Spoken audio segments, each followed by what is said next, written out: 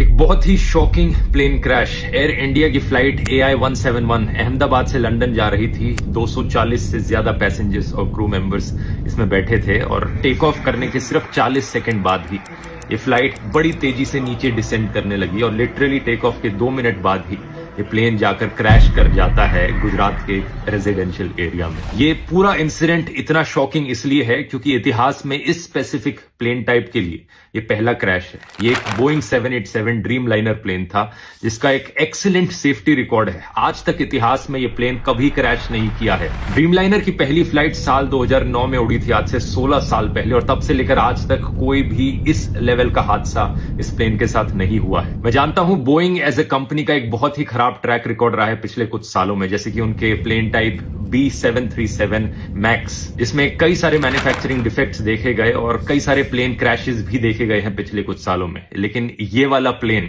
वो नहीं था। इस प्लेन का स्पेसिफिक कोड नंबर VTANB था, जिसे आप इंटरनेट पर जाकर सर्च करोगे तो सारा डेटा मिल जाएगा। ये 11 साल पुराना प्लेन था, कोई ज्यादा पुराना प्लेन नहीं था। ड्रीम लाइनर्स का लाइफ स्पैन 20 से 30 साल तक का होता है। जो पायलट इस प्लेन को उड़ा रहे थे, कैप्टन सुमित सबरवाल, उनका खुद का भी 8200 फ्लाइट आवर्स का फ्लाइट एक्सपीरियंस था, जो कि बहुत अच्छा होता है। तो पायलट भी इनएक्सपीरियंस नहीं थे। अगला सवाल आपके दिमाग में आएगा कि क्या वेदर खराब था? ऐसा भी नहीं था। 1:30 बजे दोपहर के ये क्रैश हुआ। वेदर कंडीशंस अगर देखी जाए तो लगभग 40 डिग्री सेल्सियस के आसपास का तापमान था। कोई ज्यादा तेज हवाएं नहीं चल रही थी। विजिबिलिटी जो थी बहुत ही अच्छी थी, 6 किलोमीटर से ज्यादा की विजिबिलिटी। तो ऐसे में सवाल उठता है कि यहां प्रॉब्लम कहां पर हुई। इसका असली जवाब हमें जल्द ही पता लगेगा। अभी प्लेन के ब्लैक बॉक्स से इंफॉर्मेशन को रिट्रीव किया जा रहा है, लेकिन मोस्ट लाइकली ये पूरा हादसा एक बहुत ही भयंकर टेक्निकल फेलियर का लग रहा है। क्या यहां पर कोई इंजन फेलियर हुआ है मेंटेनेंस फेलियर की वजह से? इसका असली जवाब तो हमें तभी पता लगेगा जब ब्लैक बॉक्स को रिट्रीव करके